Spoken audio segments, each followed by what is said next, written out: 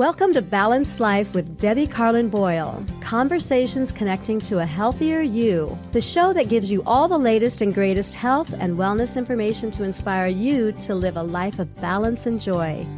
Debbie Carlin Boyle is a health and nutrition coach, personal trainer, and fitness instructor who helps her clients live in balance with everything that feeds us, in addition to the food on our plate. Please welcome your host, Debbie Carlin Boyle. Hello, welcome everybody. Welcome to my show. You are here with me. This is Balanced Life with me, your host, Debbie Carlin Boyle. And this is Conversations that Connect to a Healthier You. And thank you for joining us on this hot summer last day of July, last Tuesday of July. I'm so glad that you joined us. A good conversation about something near and dear to my heart, which happens to be movement exercise. So if you're here, you're probably interested in listening to an expert in some of these things. And I want to let you know that if you have a question, you can call in. So if you're not driving, take this number down. The number here is 323-524-2599. One more time, area code 323-524-2599. We want you to become part of the conversation. You might want to make a comment or let us know what's working for you, what didn't work for you. And that way you become part of the conversation and you get some answers from some experts right in real time. So we'd love to have you join us. If you are not watching live, or you are and you can't call, you can go where I'm streaming live right now on my Facebook page, Balanced Life by Debbie, DEBI.com. That's my website, but or DEBI Facebook. Or you could go to my YouTube channel where you can go into the comment section and ask a question or make a comment. I check during the show so we can answer live on the show. And if I miss it, we'll answer you right after the show. So you still are becoming part of the conversation. And it doesn't matter when you catch this episode. If you want to be part of it, chime in, go on to the comment section, ask a comment, ask a question, make a comment, tell us what is or is not working for you, and myself or my guests will get right back to you. So that's how I designed this show. I curated it to be like that, to keep the conversations with you, the audience, not just the guest and the experts. So I also want to tell you a little bit about me before we get rolling. I am a personal trainer, a fitness instructor, and a health and nutrition coach. And I basically help people find balance with everything in life besides exercise and nutrition. There is a whole balanced, let's say, bullet points of things that we need in order to seek alignment. And we figure out what's going on in your life that may be taking you down several steps, 1, 2, maybe more, and keeping you from finding your joy, your happiness, because it's all about longevity with quality. And we're going to try to move things up the totem pole to come into balance so you can live that life that you have in your mind and reach your goals and age young. So to get a hold of me, you would go to my Facebook page. And my Facebook page this time is Balanced Life by Debbie, again, DEBI.com. And when you go there, you're going to see a pop-up. It is a summer detox program. And when I say program, I mean 3 days. And there's breakfast, lunch, and dinner for you. And the recipes are curated to make you feel lighter on your feet and to kind of give you a jump start into these summer months and help you eat healthy, eat the foods that satiate and also nourish you and give you the vitamins, minerals, and nutrients that your body craves. So it's easy, simple. There's market lists there. So go check it out, say hi to me, and let's get you going on to a life of longevity with quality. So I'm ready to let you know what we're doing today, and I'm so glad once again that you're joining us. So as a personal trainer myself, I know how important it is to design workouts to help my clients meet their genetic potential. It is not necessarily a one-size-fits-all thing. Designing training programs for athletes and individuals is the specialty of my guest today. Eric DeGotti has spent the past 20-plus years in the fitness industry as a coach, a trainer, and instructor. Each year, Eric travels around the world teaching and speaking to trainers, coaches, and therapists as a lead instructor for functional movement systems and guest speaker for such prestigious organizations as Mount Sinai Hospital, New York University, the Navy SEALs, the Mayo Clinic, and multiple major universities. His list of training clients includes individuals who have been on Olympic gold medalist teams, All-Americans, national champions, World Series champions, and Pro Bowl athletes. He also works with many high-level sports teams at the high school to professional ranks. His latest project, Diamond Revolution Training, is an online training platform for baseball and softball athletes, as well as the principles of program design, an educational workshop series, and coaching service for trainers and clinicians on the art of science and designing training programs. So let's dig into all things optimal performance when it comes to fitness. Will you please welcome Eric DeGotti to the show? Thanks for having me, Debbie. Hi, Eric. Welcome. We got a good audience here listening. They're hidden, but they're here to us today. Thanks for joining me. I know Eric is coming to us from the East Coast in New York. And so, of course, the time, your live time is 3 hours ahead. So we're getting into the end of day and also into the happy hour, dinner hour. So I thank you for your time today. So you have a really impressive list of credits and background the things that you are doing for trainers, coaches, teams, individuals, groups. It's really impressive. So I want to hear a little bit about you first and hear your story and your background, even from a young age, where you were born, grew up, education, and kind of what led you to do what you do today, why you're doing what you do. Because the stories are what really resonate, I realize, with people. And everybody's got a story, which is one of the things I love about this show. So tell us a little bit about yourself.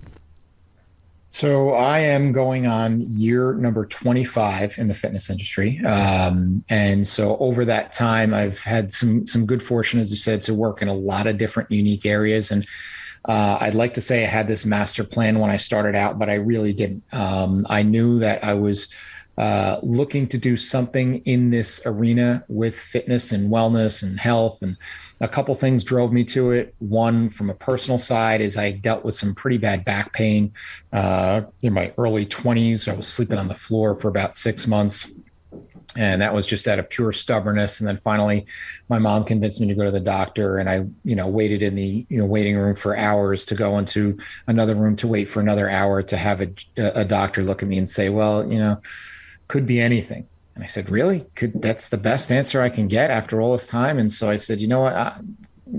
I'm going to the gym and I'm just going to work out. And I had no idea what I was doing. I just went and I looked at every machine or exercise that worked anything close to my back. And I just did it, and my back pain went away. And then I started getting into it and then said, well, if I'm going to invest this much time into this, I want to learn it. And so studied exercise science and went and got certified, and then just got the bug where I just studied anything and everything that had to do with fitness, performance, wellness on that side of things. And always being someone who grew up playing sports, I wanted to be able to connect the dots with those.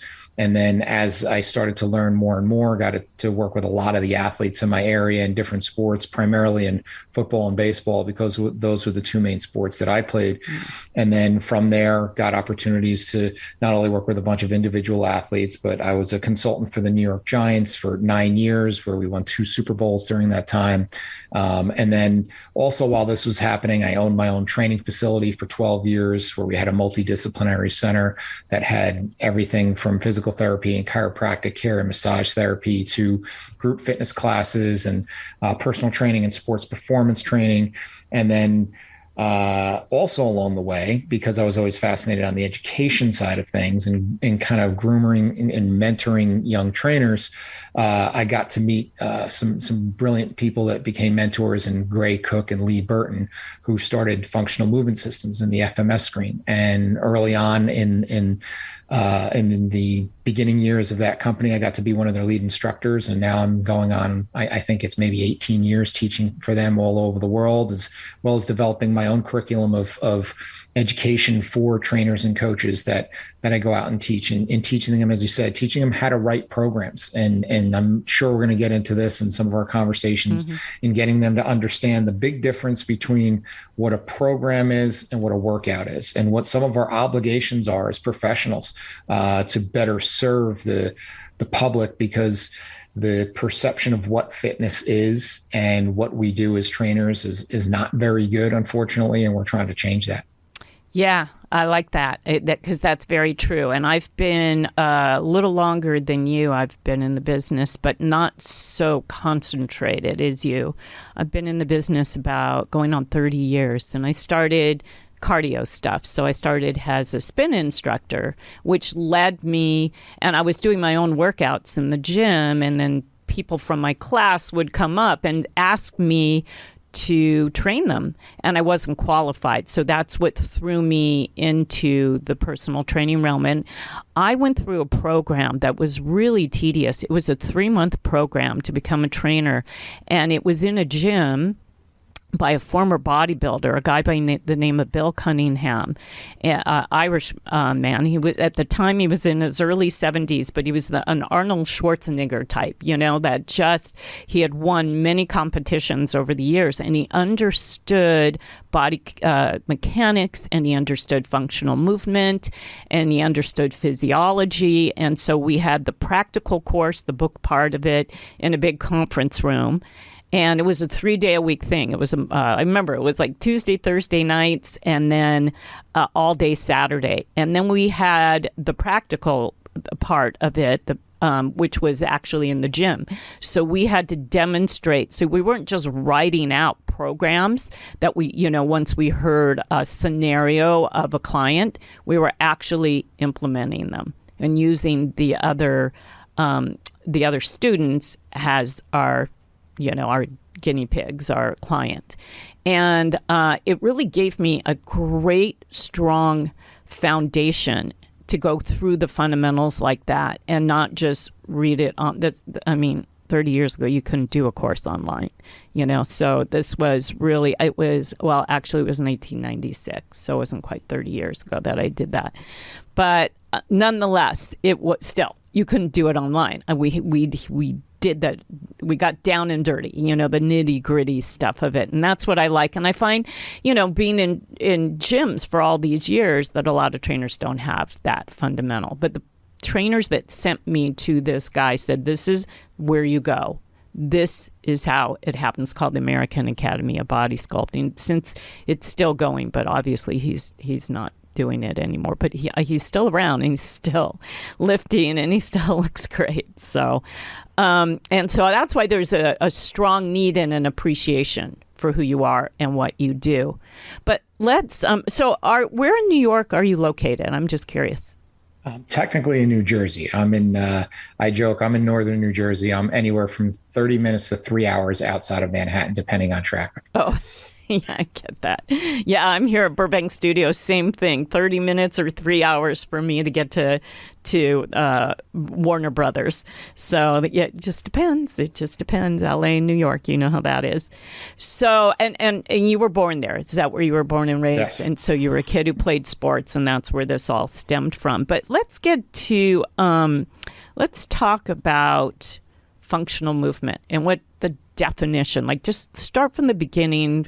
Most people that are listening to my show are health enthusiasts. They're people who want to know more about diet, exercise, lifestyle choices that are going to give them good self-care and longevity. So when it comes to movement, what do we mean? What do you mean when we say functional movement?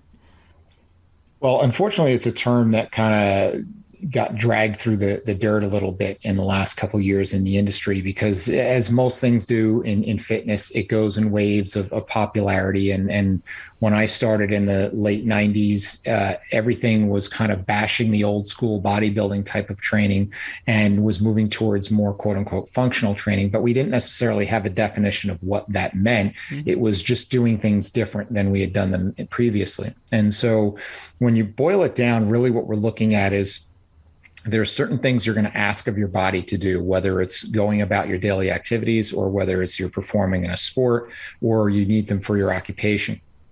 Those functions, you require certain ranges of motion, certain positions and shapes and patterns that you need to be able to achieve in order to do that successfully. Now, it doesn't mean you can't do them if you don't have those prerequisites. It just means you're going to make them up from someplace else. And so if I don't have enough ankle or hip mobility to get into a full squat to get something out of the bottom cabinet, I'll still be able to get there, but I'm going to do it at the cost of something else. And so part of what we like to do is to make sure that people can go through and make and not have those barriers, and those barriers to whether it's acquiring a skill, you want to learn how to play tennis or pickleball or something like that, and your body does not allow you to get into the positions that you need to, or it is a restriction if, let's say, you even want to just gain greater fitness and that you want to do certain exercises, but you don't have either the mobility or the stability and control to get into the positions to even execute the exercise. So that's kind of the foundation of what that is. The other piece of it is we usually take movement and box it in with exercise, and you kind of associate everything with that. Well, movement is what we do to get up and down the stairs. It's what we do to go brush our teeth or make dinner or do any of the things we do throughout the day, but we don't necessarily count that as exercise. And so I think because we've created these silos, we don't appreciate movement as an everyday thing and how one will feed the other. And so I get people to try to understand that movement doesn't just happen when you walk into a gym with shiny equipment and blinking lights and so forth. That movement is what you do from the second you open your eyes until you close them again at night. And it is really what differentiates us from other species is our movement and our ability to continue to do that. Right. Oh, very well said. And it is, I think there's certain things we take for granted, and sometimes you don't realize how limiting how you take it for granted until something's taken away from you, until your knees aren't working, your hips aren't working, your shoulders aren't working, and then you realize how much we need the mobility, we need the flexibility, we need to be able to do these things, and they're only going to get worse and atrophy if we don't listen to the call of them. So I think you're absolutely right that we for a while, especially when you're young and everything's functioning, unless you have an injury, everything usually functions very well, and then as we get older, we sort of learn the mistakes we made when we were younger, right? I was a tennis player throughout my 20s, 30s, and 40s. I don't have knees now. And I was a runner because I would run on the same day I would play tennis. I ran every single day, 6 miles a day. That was my thing from my early 30s all the way. Besides, and that's how I was drawn to cycling, was because my knees got destroyed at a young age. So that's how I got started in spin when it became a craze. And then you start to age and you start to see, not only do we slow down for many reasons, but we start to see these little things start creeping in that we always took for granted, and yet I once again have always had that goal that I could squat down and pick up my grandchild well into my 80s and 90s. And I knew I had to start backwards for that. I had to start at early age, but it kind of screwed things up when I was younger. So I think no matter what age you're at, if you need to get educated on movement, because I see so many young, even teenagers, 20-somethings, overdoing it in one thing, not paying attention, and I just know later on in life what's going to happen. So, and that's, when I start getting clients is when they have limitations and they're frustrated by it. I'm sure you see that all the time. Don't you see that with your clients? So everything I do works off of checklists. And you'll see as we go through our conversation today, everything I have goes back to a checklist somewhere, somehow. And the reason why I like checklists is, and I use this analogy, is that if you run to the supermarket because you need something, but you don't bring a list, you end up coming home with like 3 jars of olives that you're never going to eat, and you forget to buy the thing you actually went to the store for. Where a good program, what that does is serves as a checklist. Now let's talk about movement as an example and talk about how we learn about movement. No one had to learn how to move. It's innate within our software. It's called our neurodevelopmental system. And over the first 21 months of our life, we learn how to track with our eyes. We learn to lift our heads. We learn to press ourselves up. We learn to roll from our backs to our stomachs. We learn to start to crawl. We learn to get up into transitional postures like kneeling. We learn to stand and balance and then walk. And then from there, we develop skills on top of that, from carrying to climbing to jumping and walking and all these things. And we actually had a checklist that anybody who's had kids knows that you go to the pediatrician, and at certain landmarks along that continuum, they want to make sure, are they sitting up on their own? Okay. Are they grasping things? Are they doing these sorts of things? And that way they make sure that there's not any flaws in that developmental sequence. And then once you get to about 2 years old, we forget about it. And then we spend the next 20, 30, 40, 50 years just screwing it up and giving it back away. And so basically what we look to do is to have a checklist to say, okay, well, can you at least maintain a minimum level of these movements so it doesn't become a barrier for you throughout your day? And so with that, we don't want to necessarily look into it in terms of parts, because that's what really fitness has become. Is if I had $100 for every time somebody said, well, what does this work, and want me to point to a body part and give them a Latin name, I'd be a very, very rich man, because that's how we've been trained to do it. It's been biased in bodybuilding and physical therapy to say every exercise has to work a very specific part, and that's not necessarily how our systems work. And by looking at it just in terms of parts, we end up missing a lot of things. And so we want to look at it more in terms of movement. So to say, well, someone hears what you say that and say, oh my gosh, I better not run because I'm going to have bad knees like Debbie. Well, there's people in Kenya who run hundreds and hundreds of miles and never had bad knees. And yet there's people who were like my grandmother, who wasn't active at all. She ran a gift shop, and yet she had multiple knee replacements because no one had an answer for her. Meanwhile, it's usually not your knees that are the problem. If you lack ankle mobility and you don't have the ability to freely move through your ankle, or you don't have immobility in your hip, that's going to cause additional stress on your knee, whether you're running or not running. And so we want to take a more holistic view when it comes to movement and say, do you at least have the prerequisite ranges of motion and stability and control that you need of your own body? And then let's worry about how we put extra stress in it, whether it's going for a run or lifting weights or doing yoga or whatever we decide is our activity. I love that. I love that.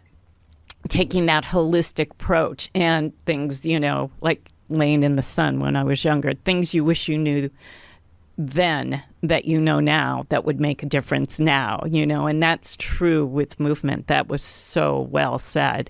If everybody could take that education from an early point and see, we could avoid so many things. I want to get into, because you have the 3 big things that we talk about from optimal fitness, wellness, and performance. I want to break it down. We're going to take a quick break from one of my sponsors, and when we come back, let's break it down so anybody who's watching us or listening can actually implement. And we'll be right back. Let's do it. We'll be right back after this. Cicera Olio de Oliva is an extra virgin olive oil company with a mission to provide high-quality, current-season Italian oils to families. They have partnered with 2 centuries-old family farms in the Tuscany region of Italy to grow, harvest, and bottle their amazing oils. Founded by a nutritionist who has a love of the land, sustainability, nutritious foods, and of course, Italy, they strive for a peak freshness and high nutritional content in every single oil bottle. All of their oils are current season, extra virgin olive oil, bringing you a true branch to bottle experience, and I know firsthand. So, for an offer, go to www.CESIRAOLIODOLIVA.com and enter Balanced Life 10 for 10% off. I know you're going to love this healthy and delicious addition to just about any meal. Hello, welcome back. Thanks for joining us today. If you are just joining us, we're talking all about insights to optimal fitness, performance, and wellness with my expert, Eric Degatti here. And we're really excited to have him because we're going to break it down right now. Eric's got what he calls his 3 big things. And I'm sure if you're listening, you can gain some insight that's going to help you. I mean, first of all, movement is super important. So I'm assuming most of my audience does exercise in some way, shape, or form. And if you don't, you should move daily. So we can talk about that. But what are the 3 big things, Eric, that we should know? So I came up with this concept based on that everybody always asks for this magic bullet. They want to know what supplement should I take? What's the magic exercise? What's the magic workout? And it's not that. I tell them to take a step back. Let's take the 10,000 foot view and let's go through a checklist. And I always try to do my checklist in groups of 3. So it's easy for them to remember. So the 3 big things in terms of the big umbrella things. And then underneath each one of these, there's just a continual list of 3 more things underneath each subcategory. So the 3 big things are move. All right. We've talked about that. It's fuel and it's reset. Okay, so now let's break down each one a little bit more into 3 more subcategories. So when it comes to move, right, there's 3 subcategories to that. There's movement, meaning just human movement. How well do you move? Can you touch your toes? Can you reach back and extend? Can you reach behind you to put on a shirt or something like that? Can you squat down? Can you drop it down onto a knee and get back up in a lunge position? Can you balance on a single leg?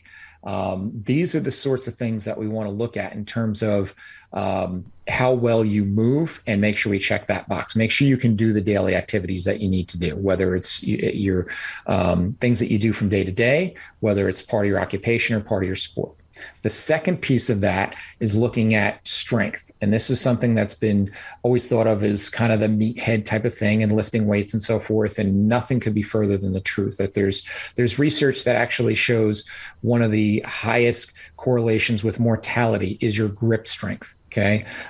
So strength is incredibly important, especially as we age, and maintaining muscle mass. So strength is an important thing. It doesn't mean you need to go and bench press a ton of weight. It means you need to be able to be strong enough to withstand whatever stressors that are presented to you from day to day. So I'm going to interrupt in there really quick. Grip strength. What does one do to gain? It's a more overall thing that we have to do, because it's not just like squeezing a ball or doing. Great point. And so it's not yet. You can go out and get your gripper, things off the internet and squeeze them all day as you're driving, but that's not what it's looking at. It's more of an expression of what it represents. It represents how robust you are, and the people who are more robust, when they don't fall as much. And when they do fall, they can handle the fall better. And so those are the types of things why it connects, and it's an expression of your vitality. The last piece is your capacity. And that's how long you can keep doing things. Do you get out of breath going up and down the stairs? Can you go for a walk without getting tired? So we have to look at capacity. So we have those 3 things all kind of the umbrella of movement, of how, your movement quality and your competency in that, your strength, and being able to express force, and then your capacity of how long you can keep doing it. So that all kind of falls under the umbrella of move. Then you have fuel, and that's kind of what we're putting into our bodies. You have your hydration and making sure that box is checked. And that means more than just drinking water, but making sure that you're getting enough, making sure that you're having balance, and then making sure you're not wasting that hydration on high sugar juices and sodas and that sort of stuff. That's not hydrating. The second piece of fuel is the obvious. That's nutrients, and the better quality, the more quality in, the more quality out.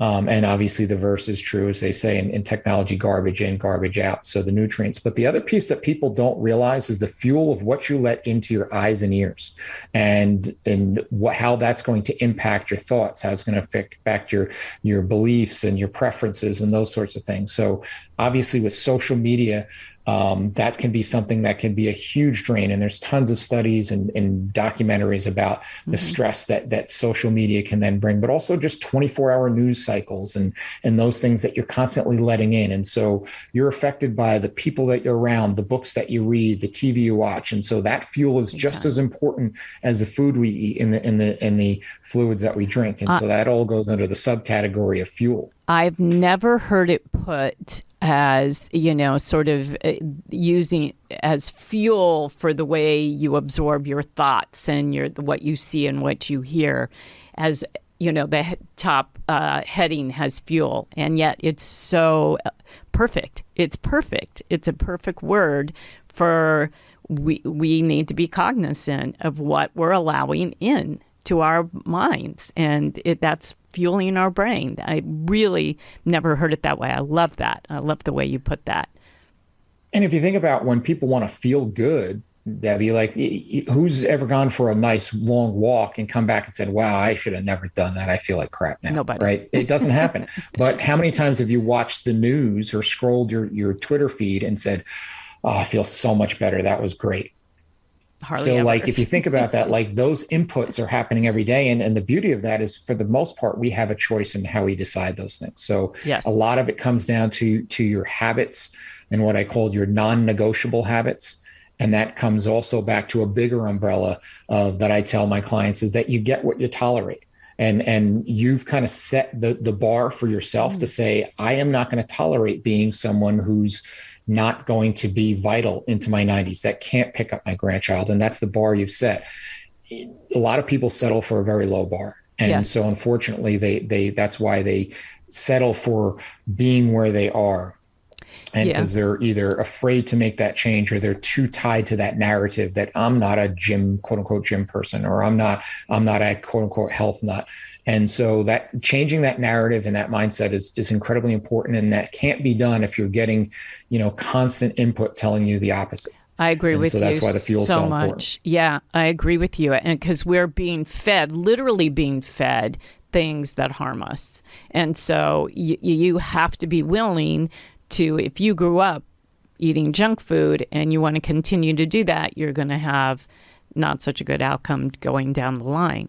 If you want to make that change, that's a mindset thing that you have to be willing to do. And that's where people like you and I come in, we're coaches, because we can make sense of it and have them do those small little, like you said, each action step has another subset and step under it. And then they can understand from the inside out the holistic approach to lifestyle changes that don't happen overnight, but are very doable, and it's never too late. And for you to put it that way makes so much sense. And it's really, the ball is in our court when it comes to how we want to see our future and have it play out. You've got to be willing to make the changes. But like I said, do you ever see a commercial for a health food product? Never. We're getting sugary soft drinks, we're getting junk food, we're getting fast food places, we're getting cereals and things that are loaded with chemicals and processed food. Those are the kind of commercials that are being alcohol. Those are what's being thrown at us. Nothing really healthy is, unless you're a health practitioner and really searching online or your social media feed is that, you're not going to get those kind of things stimulating you to want to do them. You're going to be enticed by advertising to go out and do the things that are harming you. And you have to make the choice to shift the mindset and the physical actions to make the change. So I love the way you put that about fuel. I love it. The only downside to that, Debbie, is even if you do follow health on social media, it's not what the stuff that really makes an impact and lasting change is not all that sexy and doesn't get clicks, right? So when, if you want to follow what a 20 something with a six pack does, you can try it for a little while, but it's not going to last and it's not going to make you look like them. And so that's the only kind of asterisk I would put onto that. And so a lot of this is actually just getting people, and that's why I came up with these checklists, is to get people to kind of to realize where their blind spots are. And say, okay, well, what is your biggest weak spot? And let's start with that. And I'll tell you a cool story I actually had with a client this morning. But first, I want to get to the last thing, which is reset. And people forget about this. And so I explain day one when I meet with someone, I say, okay, when we work out, do we build up or break down? And you got a 50-50 shot. And they say, well, build up. And I said, try again. I say, break down. I said, the whole reason this exercise thing works is it's stress. It's a good stress. But basically what happens if you go out and challenge yourself, your body says, oh my gosh, I don't know what you just did. But in order to keep doing that, I'm going to have to change somehow. So if you keep lifting those heavy things, I'm going to have to build some muscle and build some neural pathways so I can get stronger. If you're going to keep going out for that run, I'm going to have to build more oxidation and more, blood flow to those tissues so I can keep doing that. So it's in our whole system, and every cell in our body is built for efficiency so we can survive another day and adapt to these stresses. Hormesis. And so that's how we get better. But the magic's not happening when we're in the gym. All we're doing is, I use the analogy, we're just planting the seeds, and I'm just the farmer just telling you where and when to plant them. And ultimately you have to give me fertile soil to work with. And so I can give you the greatest workout in the world, but if you stay up all night and you're eating junk and you're stressed out, that workout's not going to produce the results that we need. And so you need to have the reset, because that's what allows that soil, that those seeds to grow. And so the three components of reset is, number one, sleep. Which has been very underrated and sometimes even knocked, in that it's almost a badge of courage if I get less sleep, when it's actually quite the opposite. And sleep connects everything from in longevity to a huge connection with things like neurodegeneration and things like Alzheimer's, and to even performance. I tell my athletes, once you get less than at least 6 hours sleep, if not more, your reaction time goes down. Then you look at adaptability, and most of us are not very resilient and adaptable. Most humans right now can only really exist in 72 degrees and in wall-to-wall carpet. They can't really handle if it's hot. They can't really handle if it's cold. They can't handle if they go a couple hours without eating something or have something. So we're not very resilient in terms of our adaptability. So we need to be able to adapt to whatever our environment throws at us. And then the last piece is just quiet. There's one of my favorite authors is Ryan Holiday, and he has an entire book on on being able to be quiet, right? And being able to kind of, whether that's meditation, whether it's just deep breathing, whether it's something where you can tune out the noise, because eventually it's going to burn you out, because we have so many things coming at you. And if we're really going to reset, we need to have some quiet in there. And so that's kind of our next level checklist. And I can keep going down and down from there, because quiet could break down into in the physical quiet. Yeah. Do you have pain or do you not have pain? Pain is noise in terms of your body. Do you have quiet in terms of your physiology? That's disease. Do you have any of that going on? Quiet is in terms of, your mental, your beliefs, and your things that are holding you back from different thought systems that you kind of stick to.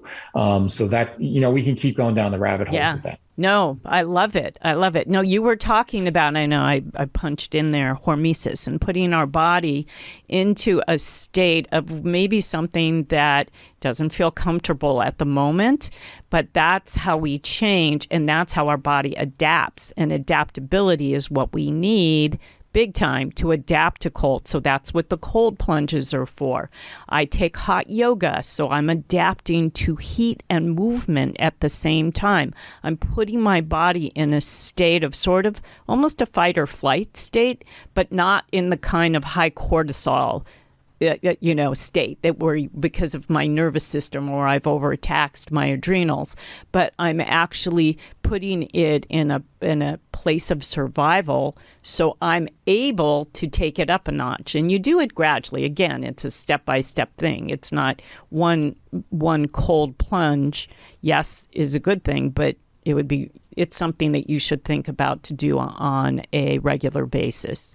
And I do hot yoga at least, and this was all because I did have limited movement. I couldn't balance on one leg, 2 or 3 years ago.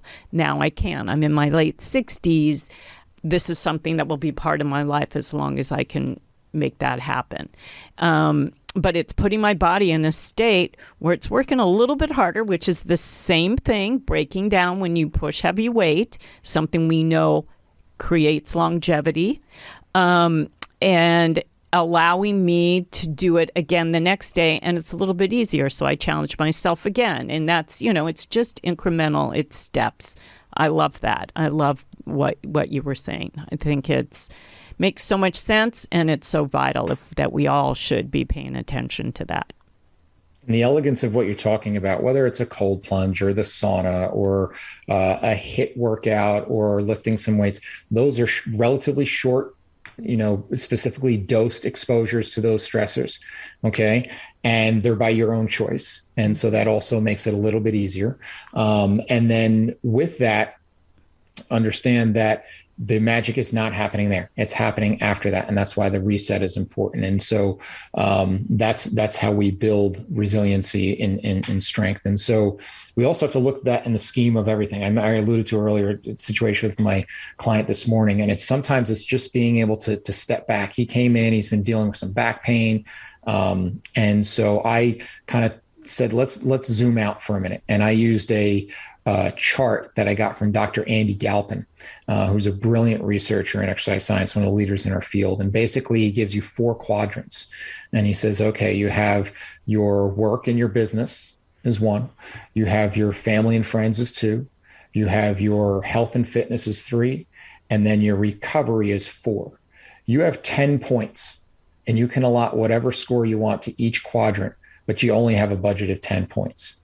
And so as we started going through, he said, well, work is like 4, maybe 5. And he said, well, family, I'd like to think is a 3. And I said, well, there's not a lot of left here. And he said, well, I guess I got to give 2 to fitness and 1 to recovery. And I said, well, that's why you're not bouncing back, is you're putting yourself through a whole lot, but you don't have a lot of a budget to work with.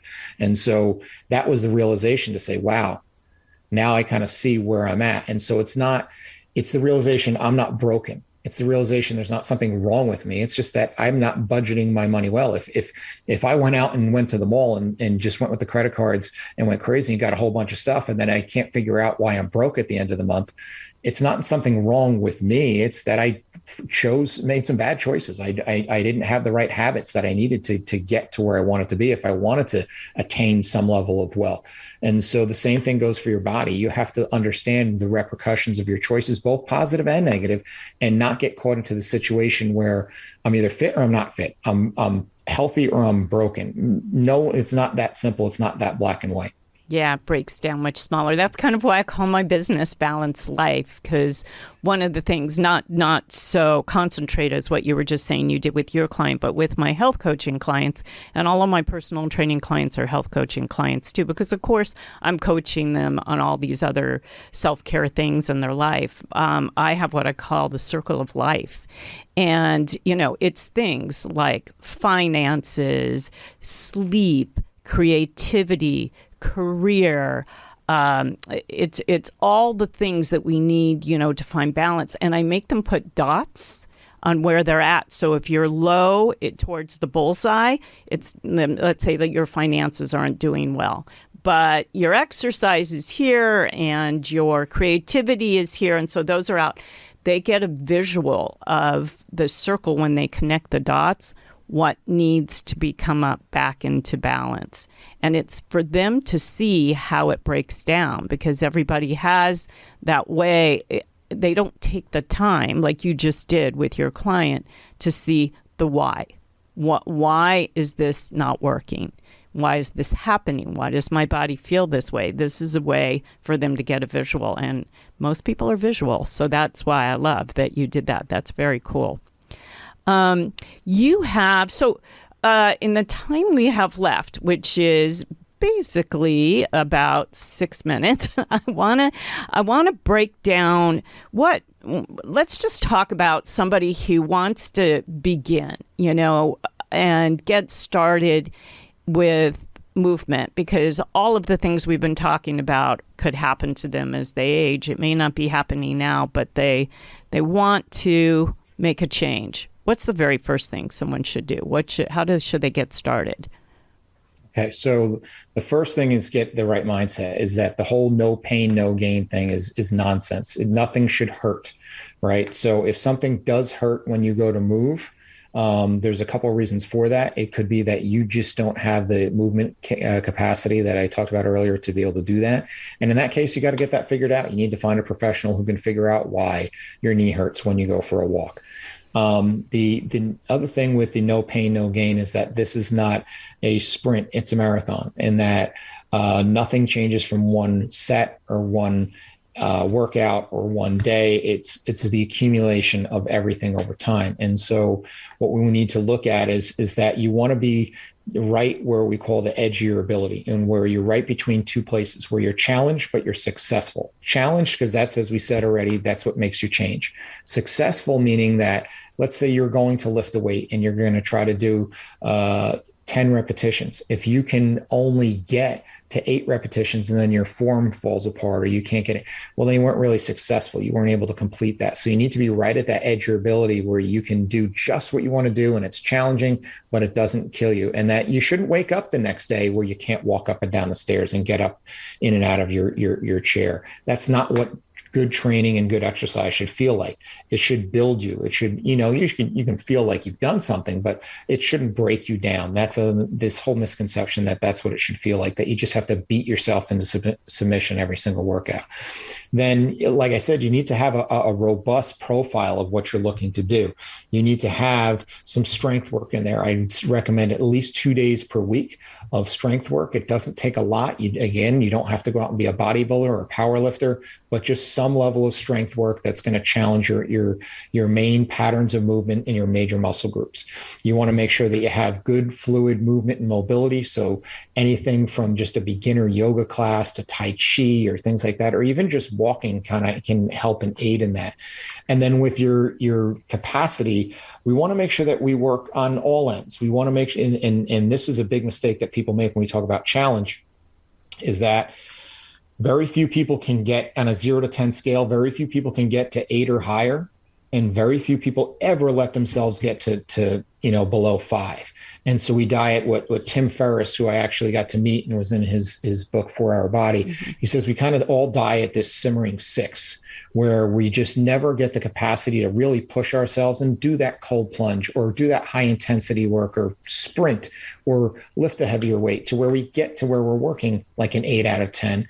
But we also need to be able to work down in that 1 or 2 range. Not everything has to be, where it's this unbelievable, pedal to the metal thing. You can go out for a walk. And when you do, I highly encourage you only breathe through your nose, go out for a walk and do that 2-3 times a week. And then once or twice a week, try to push it a little bit more and maybe jog or go take a great spin class or dance class or something that's going to push you a little bit. And you could feel your heart beating and you're going to huff and puff some, and then add that into your strength and movement work. And you've got a pretty robust profile of movement.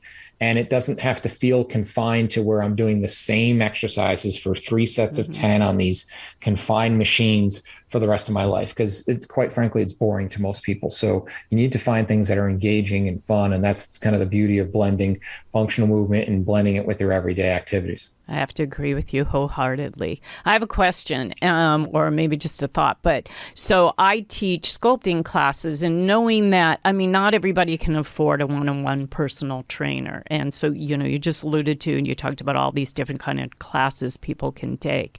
When it comes to body conditioning sculpting classes, I teach spin. That's a different thing. That's where people come to get stronger in endurance and cardio capacity. But when it comes to sculpting classes, since it's not a one-size-fits-all kind of thing, do you recommend, or how do you feel about body conditioning classes where you may have a class of 25 people and they're all at different levels, yet you've got to create a class that everybody can somehow modify or figure out their way to do that movement? How do you think someone like me, an instructor, should go about that when I'm formulating my class for the day? So there's two parts of that. There's the as the leader of that type of scenario, knowing the art of progression and regression. We have an entire course that we teach that just kind of understanding how to progress and regress any of the movement patterns. And we actually use a belt system, we call it, and we kind of steal that from the martial arts, where, how do you know what to do if you walk into a martial arts dojo? I don't just get to jump in with the black belts and start sparring. I get tested to see where I should be, and there's a colored belt that tells me right where I've kind of earned the right to be. And that's kind of where we scale exercises and say, okay, well, if this person can't do this, well, then we can back it off to this. And if they still can't do that, then we can back it off even more to where we can change things where maybe if they're doing something unsupported, they can regress to do something where they're supported and they can hold on to something, or something that's more static where they don't have to necessarily go up and down or back and forth, but they're just holding a position. So that's kind of the art of progression and regression and learning how to do that on the fly. And then the biggest thing, and if you haven't picked up, I like people to take ownership of their movement, of their health. And so one of the things that when I had my facility is we would do movement screenings on people when they came in, and we didn't necessarily do personal training with all these people and give them individualized programs.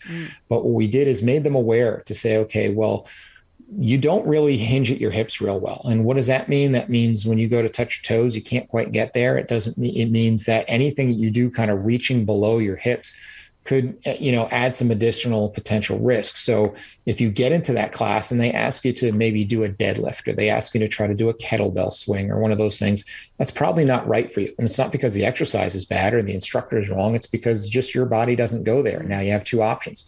One would be obviously if we could find a way to fix it, and you invest a little bit of time, and you don't have to train with this person for 3 days a week for the rest of your life, but get a couple sessions with a professional who can correct that issue and teach you how to fix yourself. And then the second piece is, until that's fixed, just don't do those movements, right? Because we don't want to make it worse. We don't want to layer fitness on top of dysfunction. And so for the time being, understanding what are my limitations to say, okay, well, I don't have really good shoulder mobility, so I'm going to avoid those overhead presses. Debbie, do you have an alternate I can do instead? Sure. I'm going to have you do a plank while everybody else is doing the press. Right. And you can still be doing a workout and you don't have to feel broken. You're just going to do an alternative to what everybody else is going to be doing. Right. I love that. Yeah. Modifications. I do that a lot. And I usually go around and meet people in the class if I don't already know them, and get a really quick, because when I'm health coaching people, they fill out a form so I can see what their issues have been in their lifestyle. But when someone walks in my class cold, I don't know, and sometimes they tell me after class, oh, by the way, I didn't do this. And then I have to say, oh, I figured, or I'll walk over to them and talk to them during class and, make that modification. So thank you for that. Well, we've come to it. We've come to the end. So what I want to do is let people know how they can reach you, what all of your contacts are, and anything that you have coming up that you want to just give some information before we get going. Sure. Well, thank you. The best way, if anybody has any interest in reaching out to me or even has questions, because I do a lot of these things and I go out and I speak at a lot of conferences, I put something on the cover on the homepage of my website called Ask Eric, where it's a question box where you can just put in any questions that you have, and that goes directly to my email, and you can get back and forth with me there, in addition to the other ways you can do it through the show that you listed. Something that I've also added in the last year or so that I haven't really launched publicly. I'm using it for my existing clients that come to me by referral, but that I'm going to be launching in the coming months, is I have an app that I created where it allows me to scale, where normally the only way you got to see me is by referral only, and I only have a very limited availability to see clients. So what the app allows me to do is work with more people, and not only people that are just in my immediate area, where not only does it have the ability to deliver exercise programming with all of the exercises done on video with instruction and all of the program mapped out, but you can also do your nutrition tracking and your hydration tracking and before and after photos and all these different things that allow me to work with someone remotely, or in even a hybrid situation where they may come to me, get an evaluation and say, okay, here's your program where you can follow on your own and just follow the app. And a lot of the people that are coming to me are the people that say, I want to exercise. I'm going to exercise. I just don't know what to do.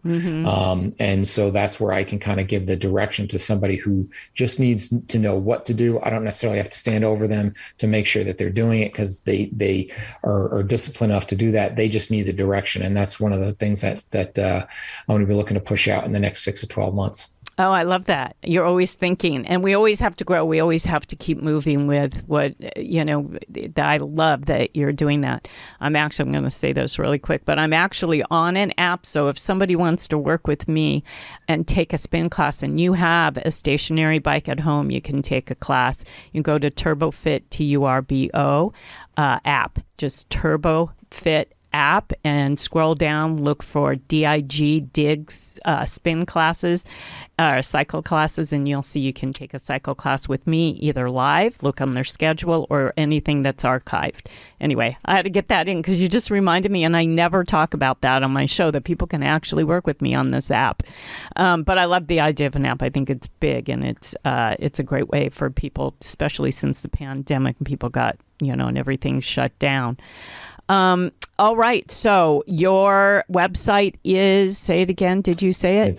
It's pretty simple. It's just my name. It's Eric Dagati, EricDagati.com. Perfect. And final words, just final thought, word, phrase, anything to leave my audience with. There's no magic pill. There's no magic workout or exercise. That it really comes down to what you will tolerate and what you set up as your non-negotiable habits.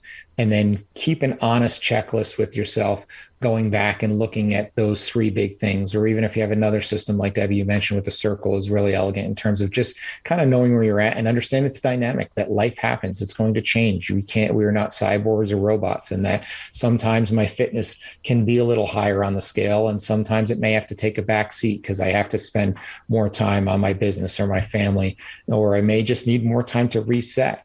And so that's okay. And just knowing where that balance is helps people realize that it's really our decision and we're not broken. And we don't have to rely on some magic tool or pill or gadget or any of those things, that we have really the ability to change ourselves at any given moment.